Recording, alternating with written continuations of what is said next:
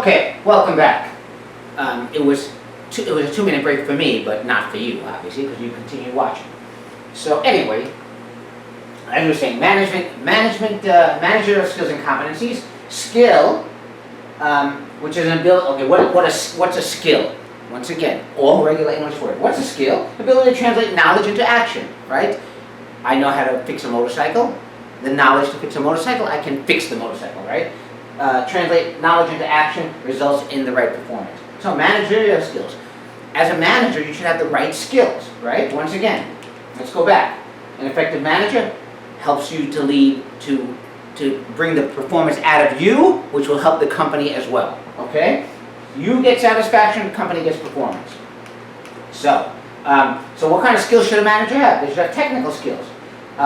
Ability to perform a specialized task, technical. Think about like Steve Jobs knows how to make a computer, right? And human skills. This is a very important skill in organizational behavior. Human resources, right? Ability to work well with other people. Having a human skill is really very important. Okay? What is emotional intelligence?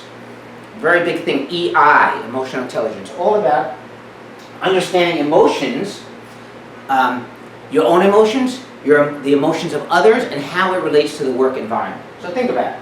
Your own self-awareness, self-regulation. Stop yourself from saying these things. Who is someone that does not have self-regulation today? Guess. I'll give you a hint. Begins with T and ends with rump. Exactly, Trump. No self-regulation.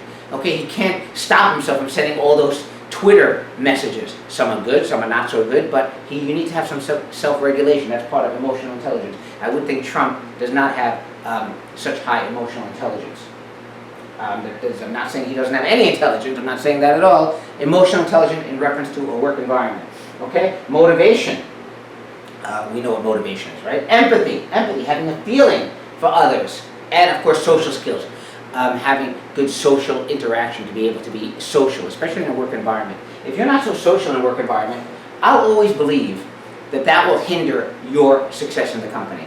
Okay? If you're the quiet person that's just in the corner, I think it would hinder your success in the company. Of course, being overly social might also hinder it. There's this happy balance. Once again, what's the happy balance? Boom. Emotional intelligence, understanding, self-awareness, self-regulation. Okay? Ethical management, including your ethics in the decision-making. Remember, before you do anything in a company, do the right thing. Why do I say do the right thing? Not because I think, oh, you got to be good. Do the right thing because you're going to find out if you do something wrong. Okay? The world will find out. They found out that Nike was having 12-year-olds make their sneakers. It doesn't matter. It didn't matter that it was in China in some little village. It didn't matter. Okay? People found out. So, you should be ethical to be a good guy, but in reference to the company, it will only make you more successful. Okay? Including ethics. Okay?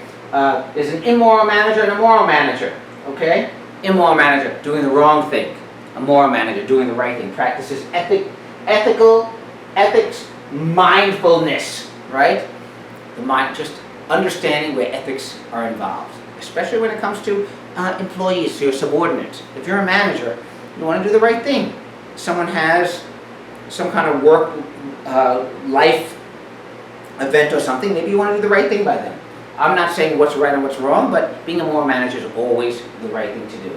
And have some kind of ethics involved that comes from the top, from the organization.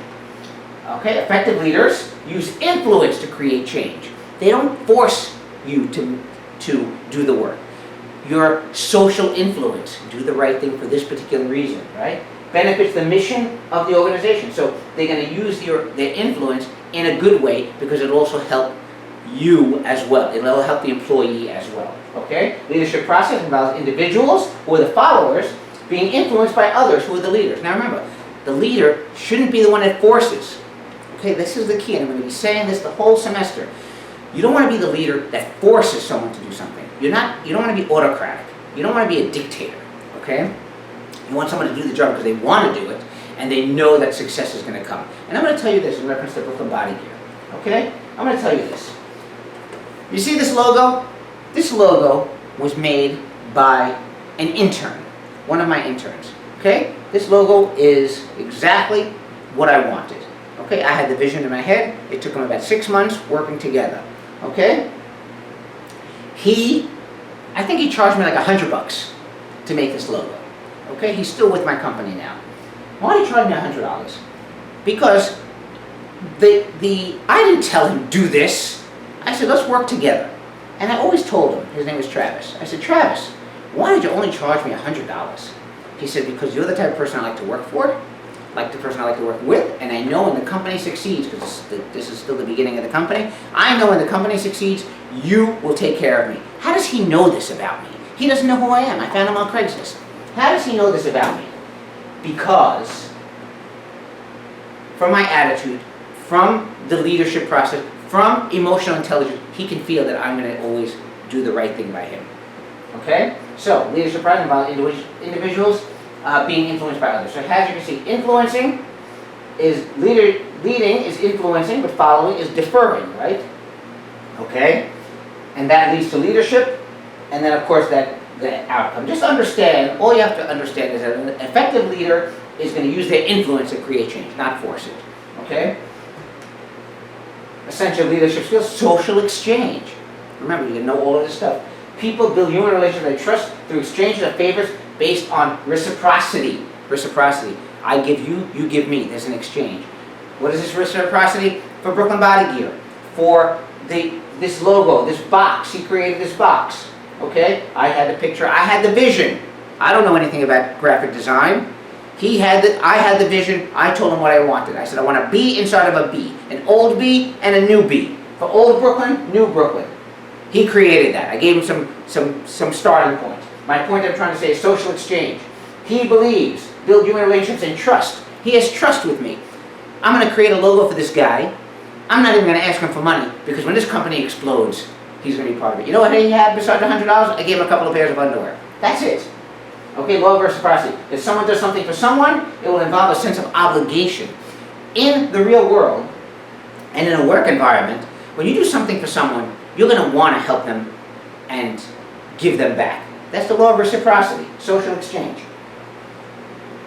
Don't you think I feel a certain amount of exchange for Travis for doing this for me? Of course. I want this business to be successful, just so that I can take care of Travis for doing the right thing, for trusting me. And I'm glad that he trusts me, because I trust him as well. And this is the part of the work environment that's really important. Okay? Essential essential fellowship skills, okay, is leaders and followers. Remember, being a follower is not a bad thing necessarily, okay? A good example of this is you have 4 friends, you want to go out to dinner, okay? One of your friends says, you know something, I don't care where I go. I haven't been out in 3 months. Hey, COVID, I haven't been out in 3 months. You pick the restaurant. I don't care where we go. Is that being a follower? Oh, yes, I am following, because I'm not in the mood to make a decision. Okay? That's a fellowship skill. So essential style of fellowship skills. Upward delegation. In a corporate environment, what's upward delegation? Upward delegation. If something is, you can't decide, you go to the next boss, and the next boss, and the next boss to make a decision. Passing problems or responsibility upward in the hierarchy. I can't make this decision. Someone else can make the decision. Upward delegation. When you're a follower, or when you're in a lower position, you can't make the decisions yourself. You have to do upward delegation. Okay? But as time goes on, and we're going to talk a lot more about this, you're going to see a lot of companies are giving even the minimum wage employees a lot more empowerment. And we're going to speak specifically about Best Buy, who does that. Okay? That is all of Chapter 1. I hope you enjoyed it. It's going to be really a fun class. I hope you like it. Guys, I'll see you soon. I love you all.